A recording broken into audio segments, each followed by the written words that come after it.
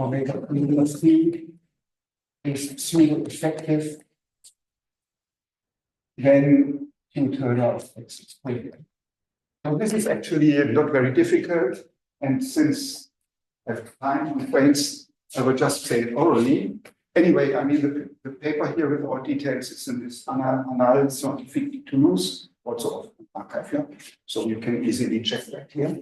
The main point is that first you show that some multiple here has a section, then we have a nice divisor, and using this divisor and some manipulations, we can show that this F has at least 3 multiple fibers.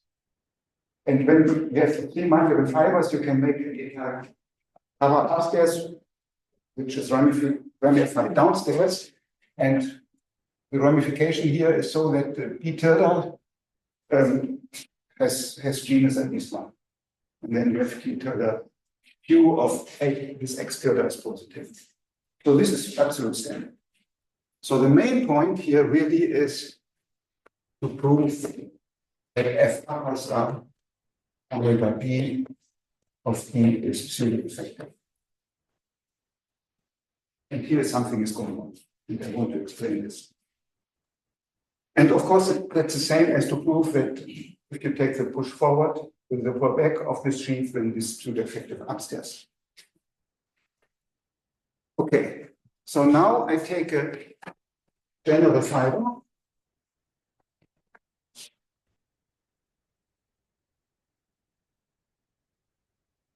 And since F is non-isotrivial, I mean, we can look at the conormality sequence.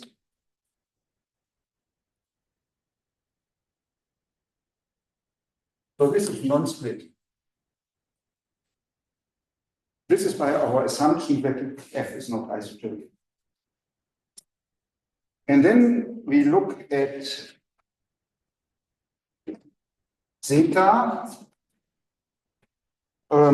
Zeta is O of 1 here. And we restrict it to a fiber.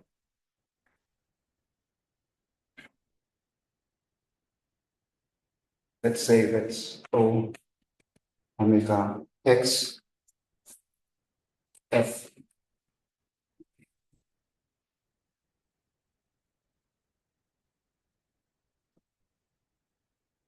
Okay, so now our method is, so to speak, of analytic nature. So we take zeta is pseudo-effective when there exists a so-called singular Hermitian metric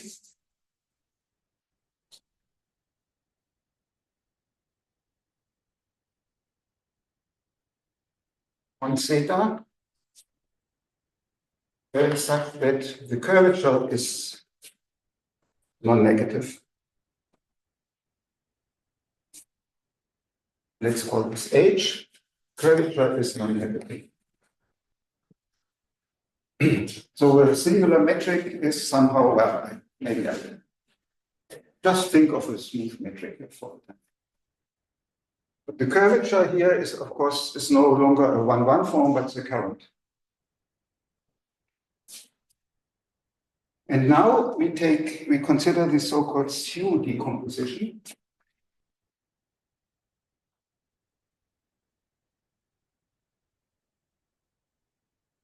We want to restrict everything to the fiber, to this one. But it has to be a little bit cautious because restricting of current is somehow subtle. Anyway, the Su decomposition of this current says that, well, we have some divisor first. It's called mu k. Comes from some Lelong numbers. Yk plus some p. So the Yk are prime divisors.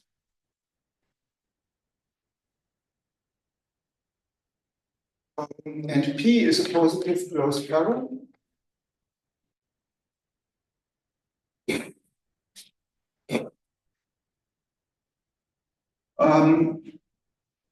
Well, now I will write the correct term. That's such that the countably many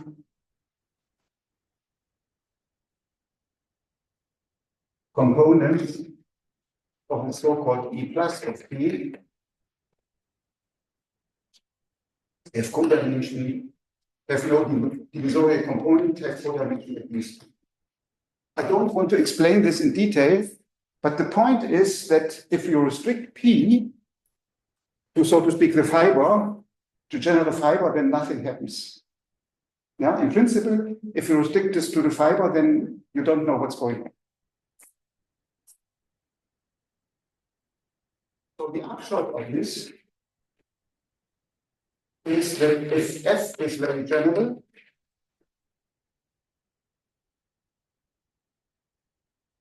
then H restricted to F,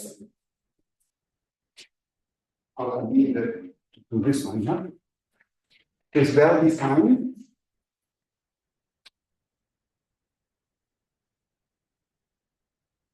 A well-defined singular metric on zeta F.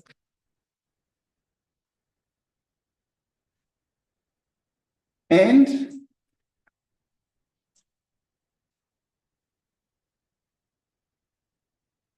curvature current can be computed. So this is just the sum, a finite sum, UK, and you restrict everything to the fiber. Okay.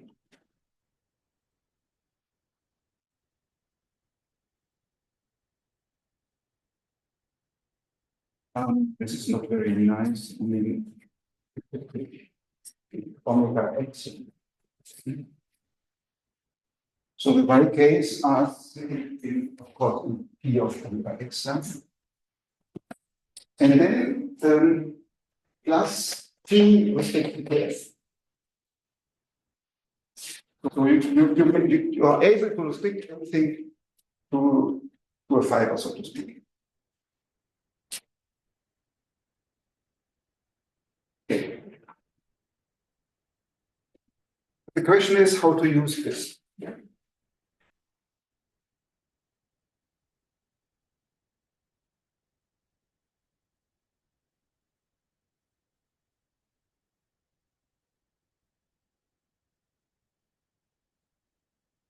Something very strange happens.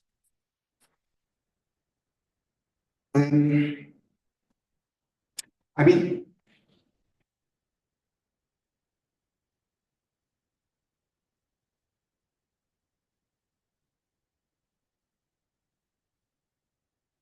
I look again at this the sequence coming. This is a co-normal sheaf sequence, yeah, so co-normal bundle of F in X. So you have this non-split sequence. So this is very famous vector bundle, yeah. So F is an elliptic curve, and you have this unique non-split extension. So this has been investigated many times. And then there's the following fact. So we proved this joint paper with Marie and Schneider a long time ago, that, I mean, in principle, there's only one current in the class of this zeta F. So the fact is that, and we didn't make any choice, a specific choice here. Yeah, so we started from any Hermitian metric H on the zeta, restricted to this F, but current, the curvature current is uniquely determined. Namely, it's the current of integration over the curve C, where C is coming from this quotient. We have a very specific elliptic curve, self-intersection 0, inside here. And if you take any singular metric here, or smooth metric, doesn't matter, then the curvature current will always be this zeta 1. The metric will never be UP.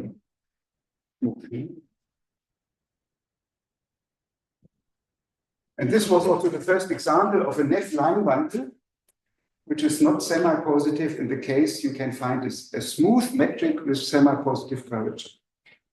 So the old conjecture of Fujita that Neff should be the same as the semi-positivity. This is not true. But it's true that everything is determined, so to speak, uniquely by, in the class here, you can find only one positive current, yeah? Only just one. Okay. So now comparison with class says the following. We have two equations here. Gives that n is 1, you have only one divisor, u is 1, u1 is 1, and y intersected with p of omega x respective to f is just the curves, this curve C. So this also implies that y1 must be this our divisor y. The upshot is that the curvature current of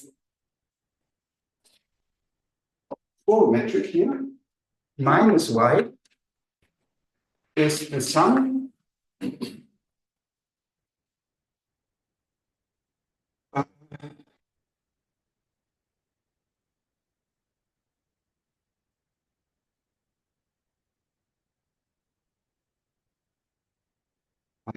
after restricting. This is true only after restricting to the fiber. And but if you are not on the very general fiber, you have still this divisor here, and you have then this remainder p. But the point is that this is purely effective. This is purely effective. Well, this is non-negative current. This is a non-negative current. So this one is represented by a non-negative current, hence pseudo-effective. Yeah, so pseudo-effectivity can be reformulated by saying that the line bundle is pseudo-effective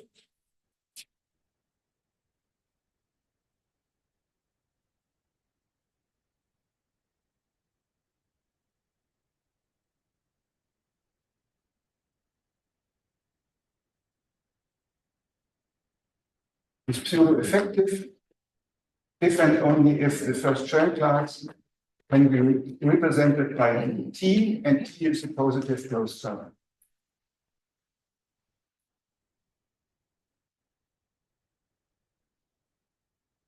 Yeah. So this is our way to check positive pseudo-effectivity, not by using anti-line bundles and trying to create sections, but using this one. I think this was first observed by the one here.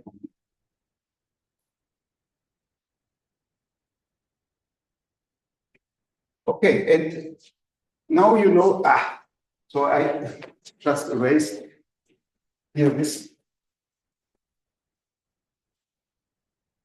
We had this equation 2 star, which says that this is just pi upper star of pull forward of equal back of omega b of t. Yeah, so we had this line bundle here, and we represented by a positive closed current, and then we use two different.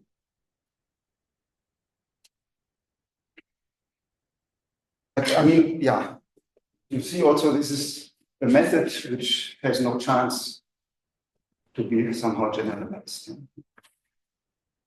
It's rather ad hoc method. And in the isotrivial case, actually, in the isotrivial case, we have also resolved, we needed that the general fiber has no complex modification or something like this. But then afterwards, now there's a new paper by Seo who treats the isotrivial case in general. This paper on archive. Thank you very much. Hmm? I still do your case. Okay, You're right. okay.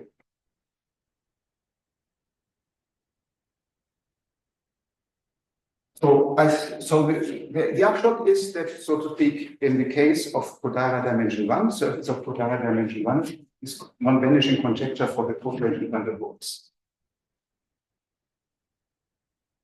So maybe it would be the next case to look at Kodara dimension 2, maybe for some nice vibration. So, but it was something I don't know.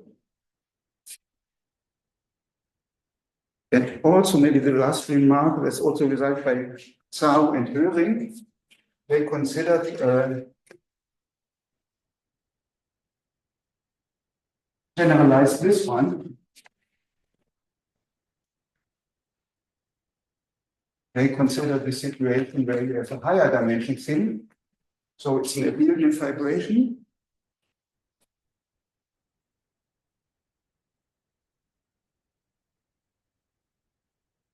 And they assume that the rank of omega x, so this should be 1. And then you get symmetric differentials.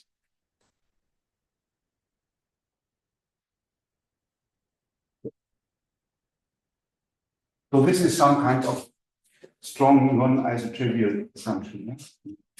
Of course, I mean, if you stick omega x to a fiber, in principle it has high rank, yeah, rank dimension x minus dimension minus 1, yeah.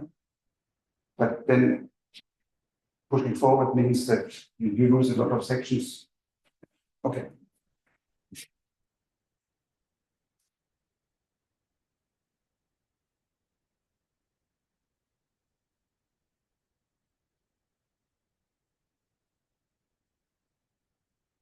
So interesting certainly to make some new progress for this conjecture, but probably will need completely new ideas. Okay.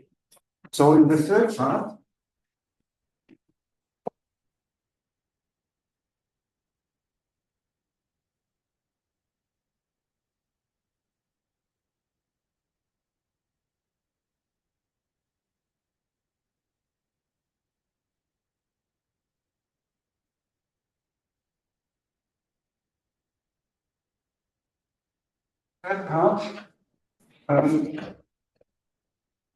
this is very different subject.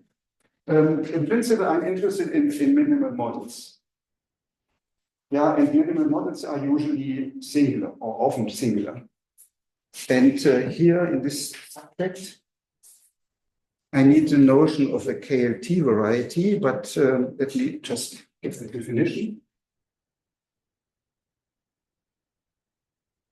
So X is a normal projective variety, and I assume that the canonical bundle is P-Cache. So maybe, yeah. Okay. And then I say that X is KLT. KLT stands for Kawamata log terminal. If and only if you have a resolution of trivialities,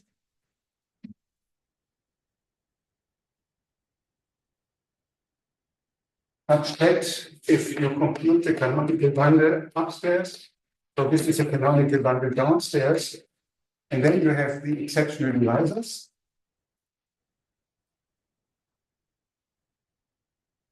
And the condition is that the AI should be larger than -1. So the AI are rational numbers because a canonical bundle is only Q-Cache. But I mean, if you don't like this, so you may also assume canonical singularities. So the AI would be non-negative. Or even if you don't like, also if it is like this, then just take X in surface with ADB singularities.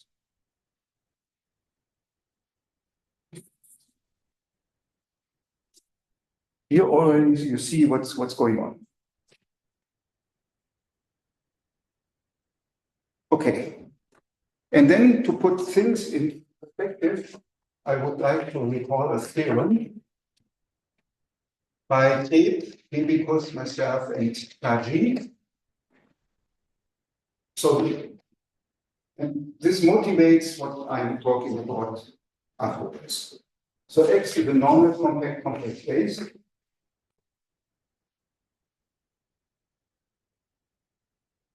And then the following, first time I use these kind of equations, following are equivalent. First is that X is a ball quotient. So En is a ball in Cn, and gamma is a subgroup of the automorphic group. Active, so it's discrete, co-compact, and active X point K.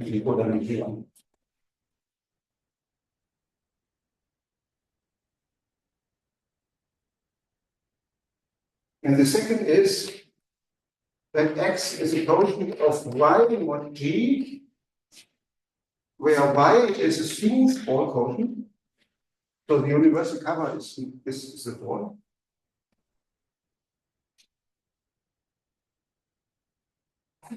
G is a finite group. And also you have this one. And the third is that X is projective KLT. And you have equality in the Miyaoka-Yau inequality.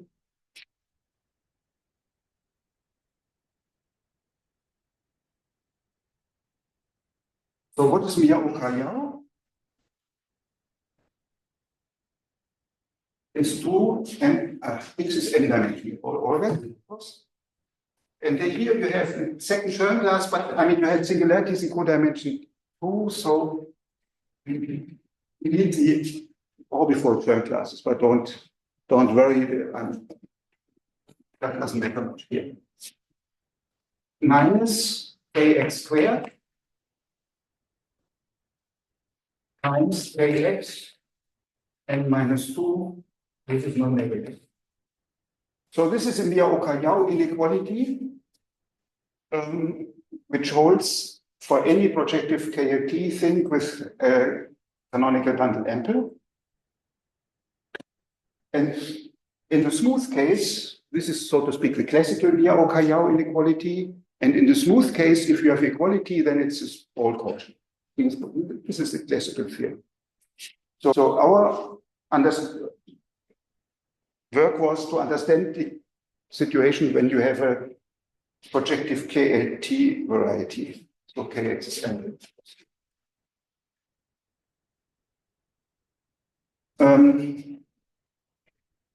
And we proved the inequality here, and we proved that in case of equality, you are in one of these cases. Okay, and now, I mean, for instance, in the case of a smooth ball quotient, you know that the cotangent bundle is ample. Yeah, I mentioned this at the beginning by some differential geometry arguments. So the question is now to understand more these quotients.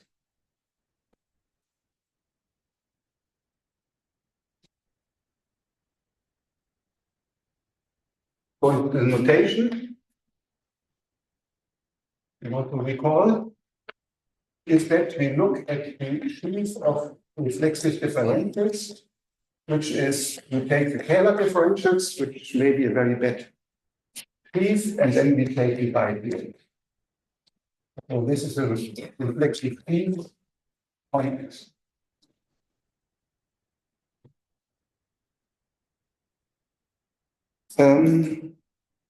And the problem is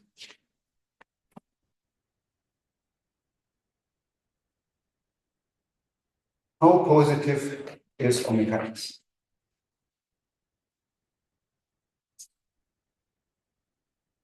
This sheaf.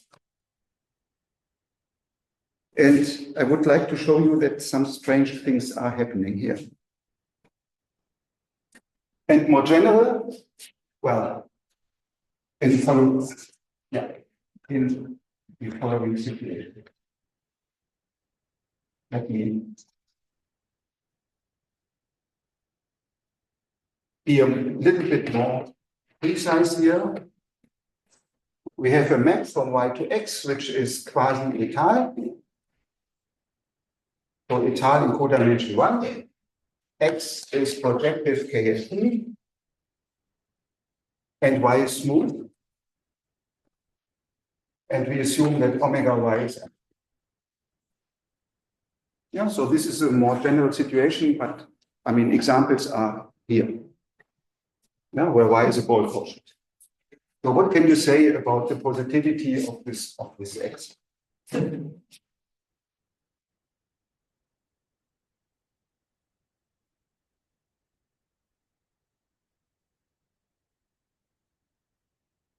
And here I have a proposition which I might prove at the end, depending on the time. But let me say it. Yes, projective PLT. So if omega 1x is nef. Now this is a sheaf, but nefness makes sense. Because my first tip in the first talk. Then x does not contain rational curve.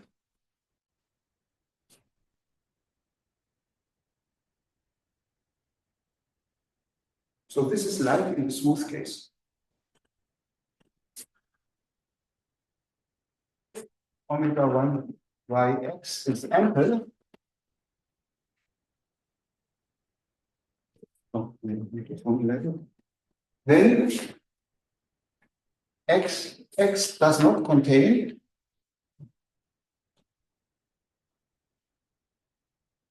any curve C with normalization theta such that the genus of the normalization is 0 or 1. Yeah, so I mean, what is a rational curve? A rational curve may, of course, be singular, but this means that the normalization is P1. But if you're in the ample situation, you even don't have elliptic curves or even singular elliptic curves. So ampleness and nefness have some geometric applications.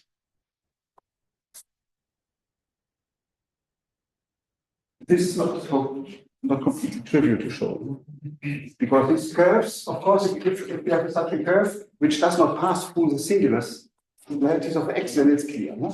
But it could pass through the singularities, and then we have to.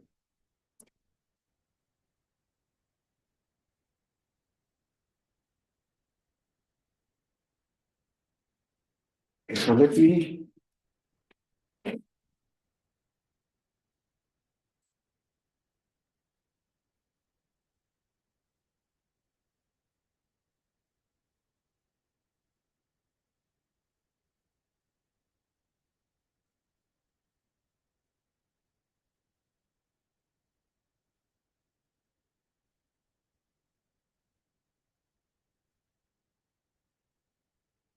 So I assume this situation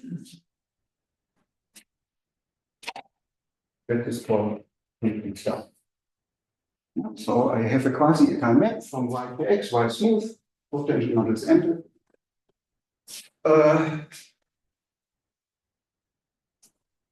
And what can you now say about the ampleness? Then we have two statements. If you take the pullback of the reflective eve of the branches and make it again reflexive. Yeah, I mean, if you take the pullback of a reflexive sheaf, there's no reason why it should be reflexive. You have to take the bidual. This is f upper star of omega x. So this sheaf is ample. And you would like to conclude that the sheaf downstairs is already ample and this is false. But what you can say is that some symmetric power, again made reflexive,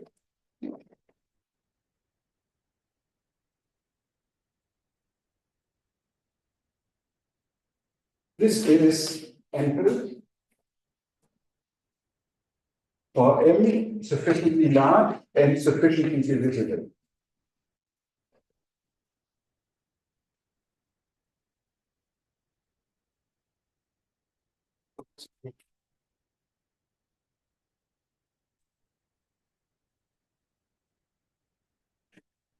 And then, of course, the question comes, can you take M to be 1? Well, we have a differential from F upper star omega x to omega y.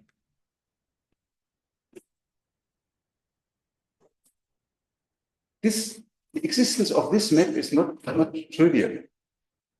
So there's a paper by Pitticoat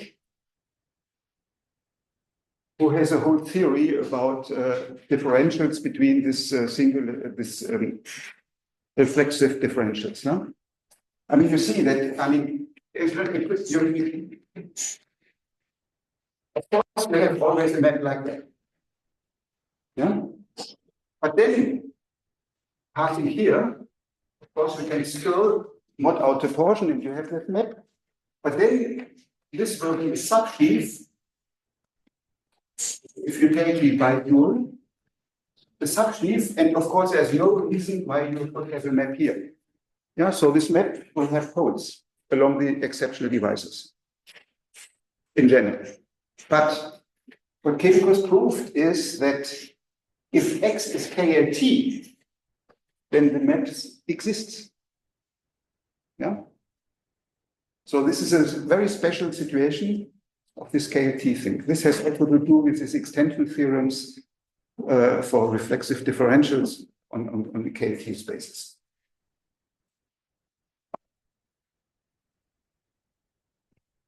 So you have this map. And of course, this is an isomorphism where F is eta. It's an isomorphism outside codimension 2. But both sheaves are reflexive. And if you have an isomorphism outside codimension 2, this is an isomorphism.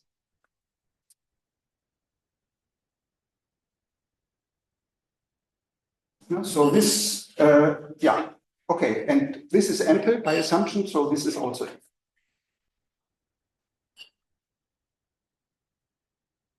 Okay, so now what for 4.2?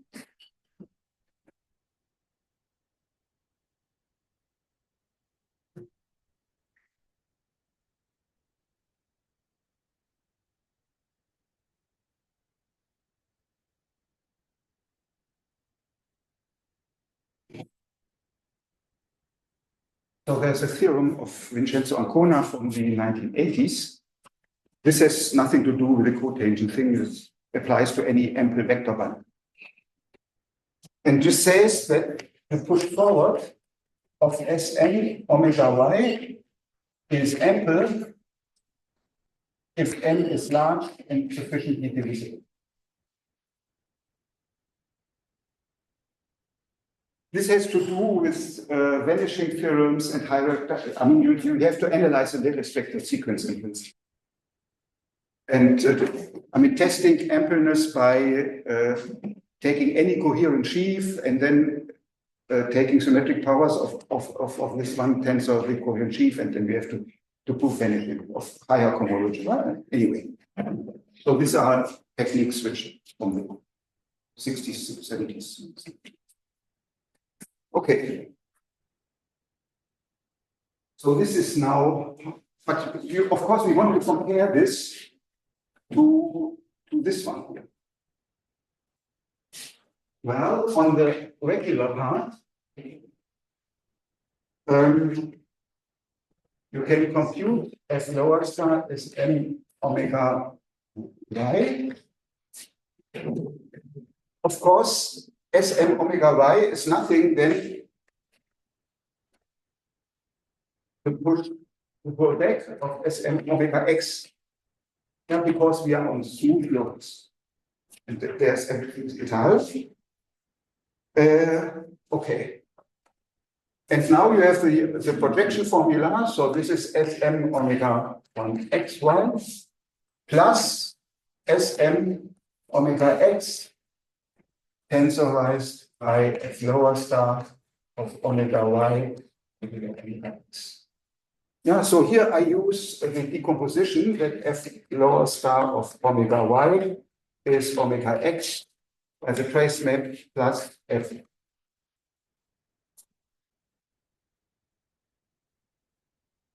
Now you have always a splitting.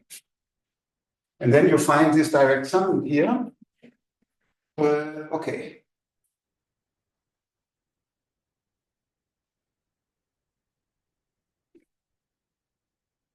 But this sheaf here, this is reflexive. Because everything is, things happen only in codimension 2, and then you can just, I mean, how to prove that some sheaf is reflexive?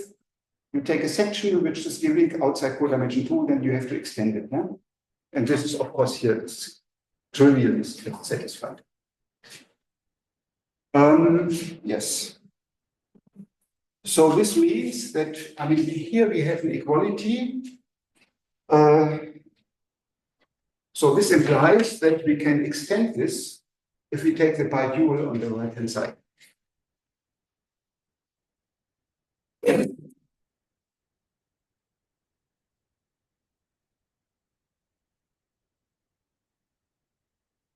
Plus, and then this piece is not interesting.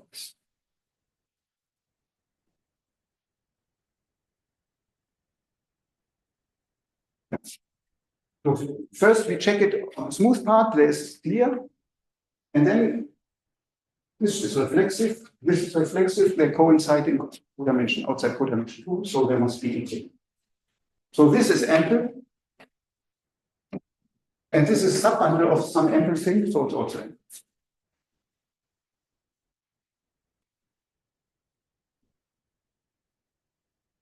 And in general, of course, it's not true that the product of some ample line bundle is ample, or ample vector bundle is ample. So there are counterexamples. Yeah, but the question is whether it could, of course, hold in our situation.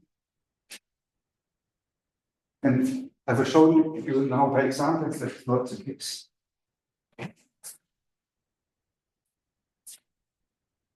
So we have some symmetric powers, some reflexive symmetric powers are ample, but the potential thing itself is not ample.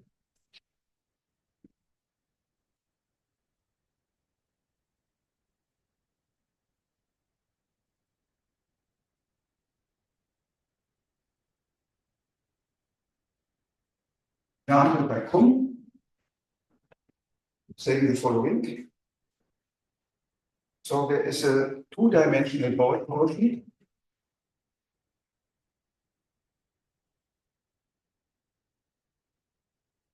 Y. And then we can decode of this y, x. So this is y, and you divide out a very easy thing. So this is an automorphism of degree 7. Acting with isolated fixed points.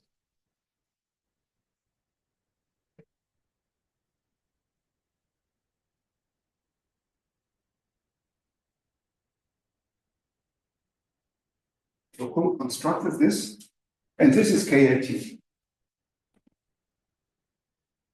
But it's not an ADE singularity. And why not? Well, Kuhn proves if you take a mini-Mögliche singularization,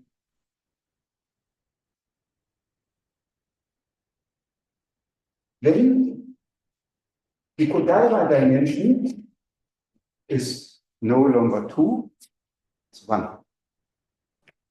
But you see, in the definition of KLT, the AIs can be negative. So this means that if you take a desingularization of a KLT variety, it might happen that the Kodaira dimension gets smaller. And this happens here. Yeah. And then, of course, you have an elliptic vibration.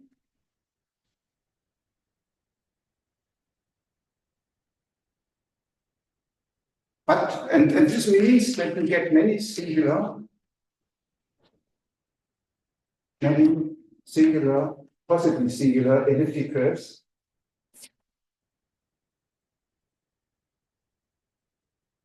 X.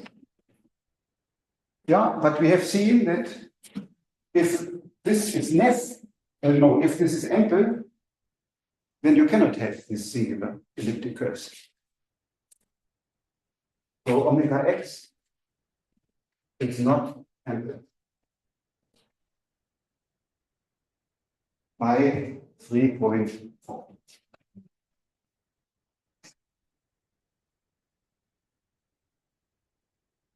Of course, you may complain and saying, well, let's take canonical singularities, and this example doesn't work, yeah?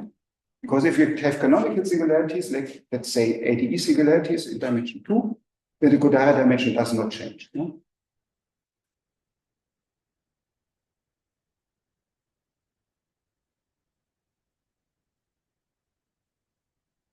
Now I want to destroy also this hope.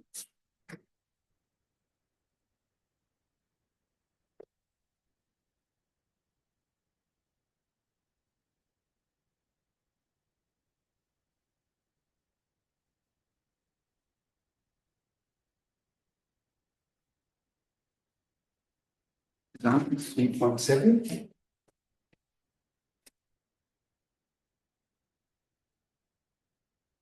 This is true for Cartwright and Steger.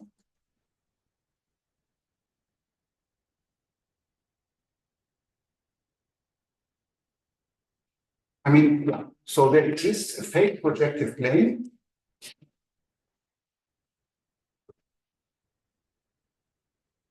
So this means that this is a surface with the same homology as projective space, but not the same intersection ring. Yeah?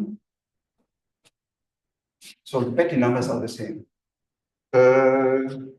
Y and some automorphism here of order 3. And then Y, I mean, you take the quotient, so I call this X. And Kuhn has proved that X has 3 singular points of type A2. Yeah, so Kx is Cartier. And also he computed that Kx squared is 3.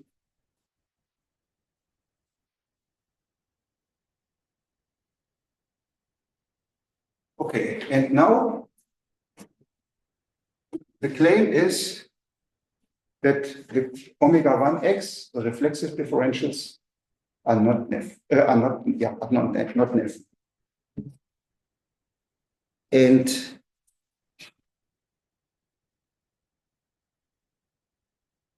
so this is due to the following lemma.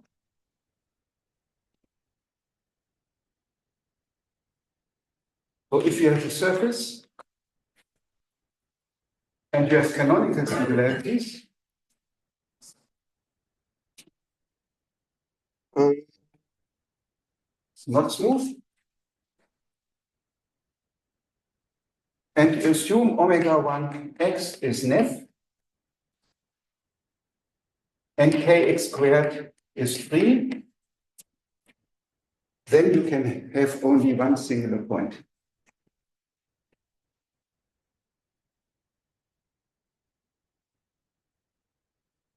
And this shows, of course, that in the Cartwright-Steger example, in 3.7, omega 1 x is not left.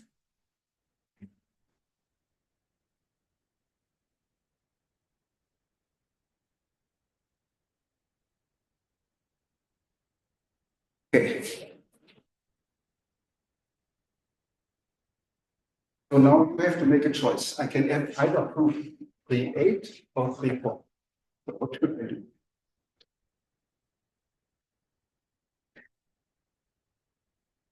You can, how do you prove 3.8? Like, in a word? Okay.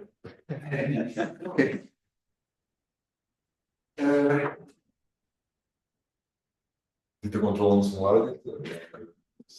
Okay, yes, one has to look at the minimal resolution and then, yeah. It's up to you. You choose. You can. Okay, I start with 3.8 and try to be quick, and then maybe you can say something. How many singularities does this give example 3.6? I don't know. Some, of course,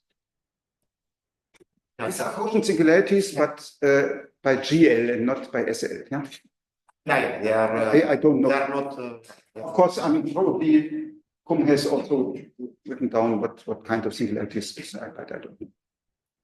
But the exceptional curves in the desingularization, they become multi-section of the elliptic regression, right? Yeah. Okay.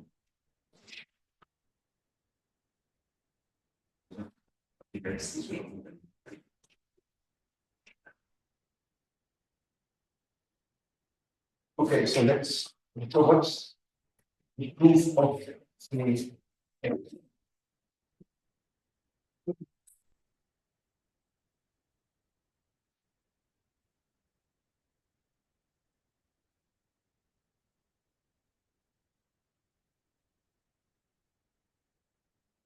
take a linear resolution.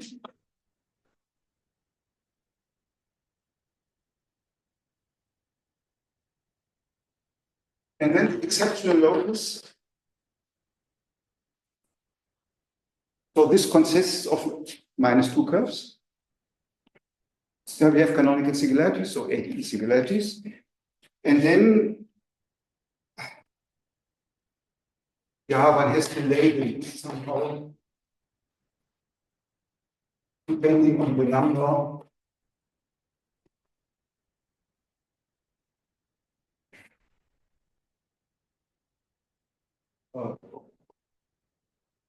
One, and then the next one.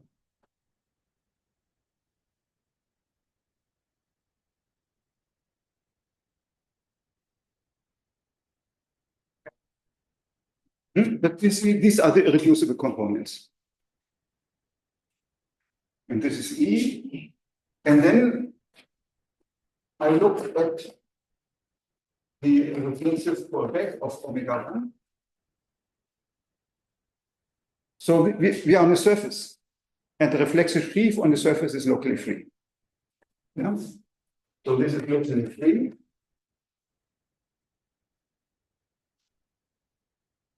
And then the point is to prove that E is Neff.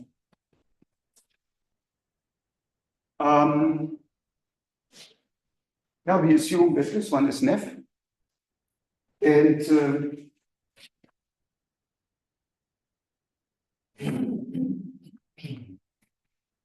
then the C1 squared of E is non-negative. And the Neffness is pretty clear because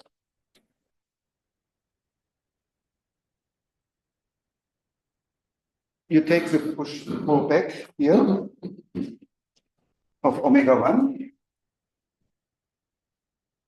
then you divide out by the portion,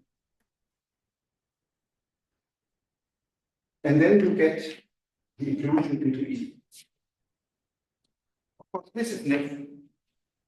because this one is nef. If you take a quotient of nef, stays nef.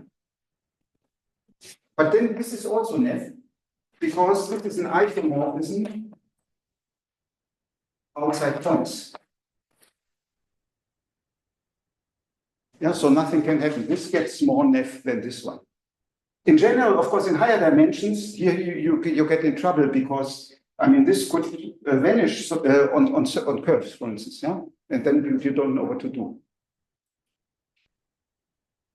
Okay.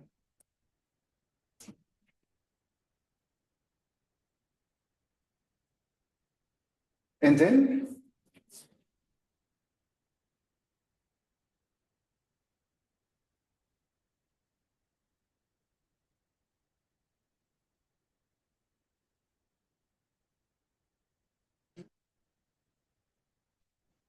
then what?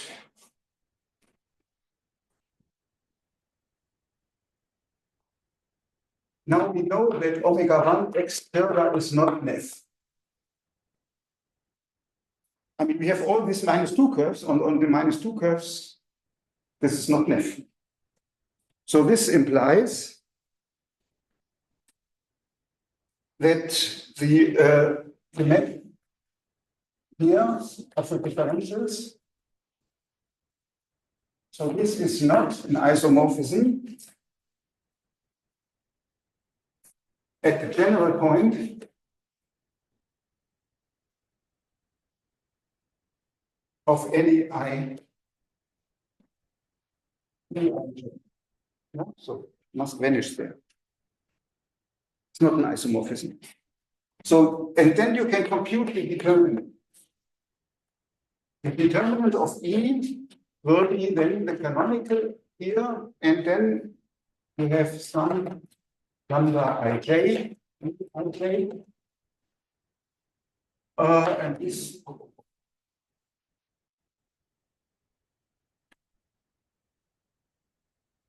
minus probably. This kx tilde minus some fi, where fi is the sum of lambda j dj. And then what you see is that fi times fj is of course 0. For I, yeah, the joint devices, you know? And the fi squared are negative. And kx tilde times fi is 0. And then you look at Riemann-Roch for the holomorphic Euler characteristic of x tilde of I. So this is then 1/2 fi squared plus the Euler characteristic of x tilde. And this implies that fi squared must be even. And now,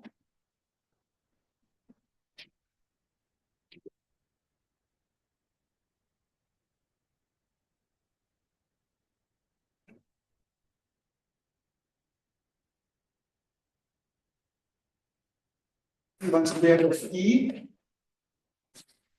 So this is pi alpha star of kx minus sum of fi squared. And when you compute this gives kx squared plus then the sum of fi squared. Yeah, and this is even.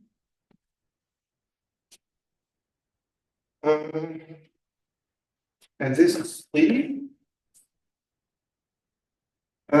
So this here is even, but it's also negative. And we know that on the other hand, this is non-negative because E was nef. So we have here I from 1 to k, say. So you can have only k equals 1. And k equals 1 means that you have only one singular point. And so this proves this lemma.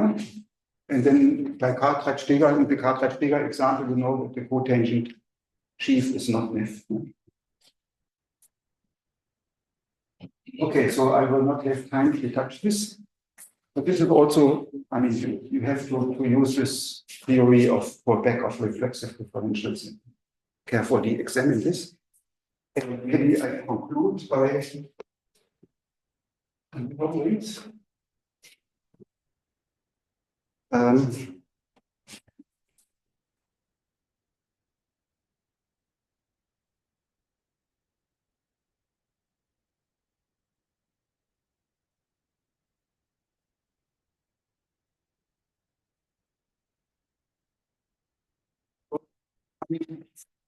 So let's take one smooth ball torsion.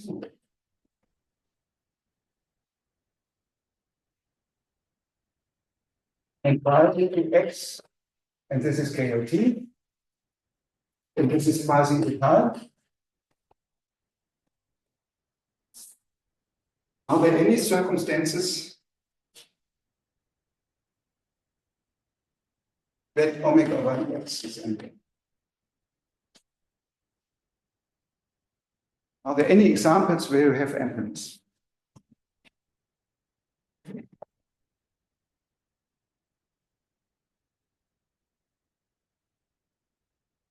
And maybe the same now for y to be abelian. This, there's also a theory of uniformization of abelian varieties when you somehow have another, something different. So you have an abelian variety, you take this quasi-etal quotient. Can you construct examples when this is not?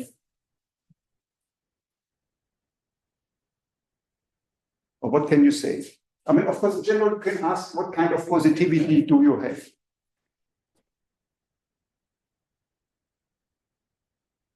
Yeah, that's not so clear to me how to formulate this, and yeah. And maybe I mean, in the first lecture, I started with smooth varieties such that the cotangent bundle is NF. And we had some structure theories.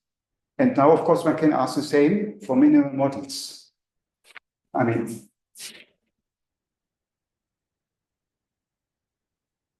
NF, X, K, and T, say, or canonical singularities. So what can you say? So everything, in principle, everything which you can prove in the smooth case should have a KLT or canonical singularity NM. So that's the general philosophy, so to speak. Because real models are singular, yeah? So you should really care about the singular varieties. Okay, I think I will stop here.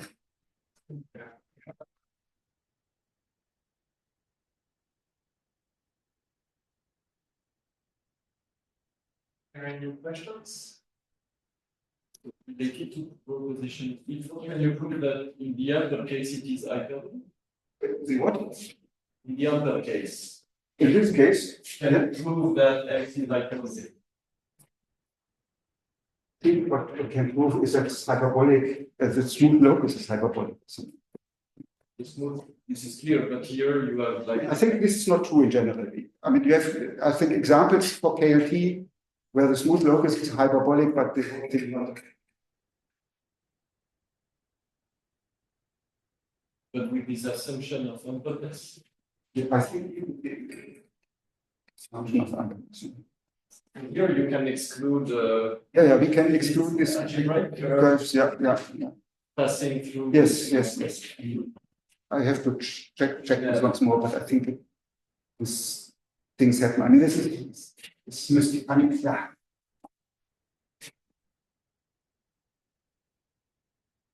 This is not so easy to handle the sheaves, no? And that's because on the singular locus, a lot of things can happen which you don't control in a very efficient way.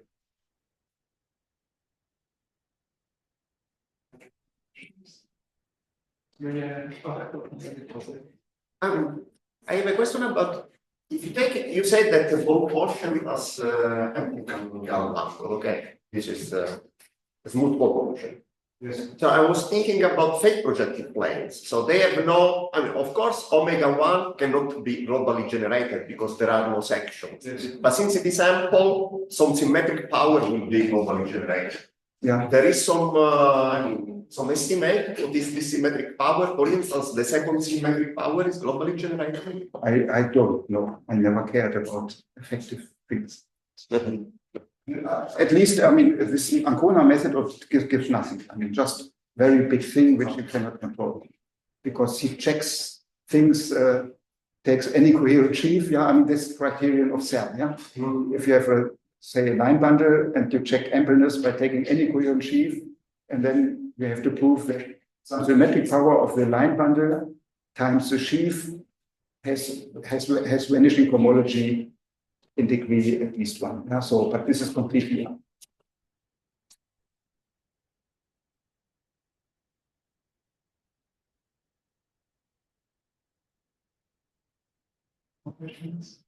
So it's not, it's kind of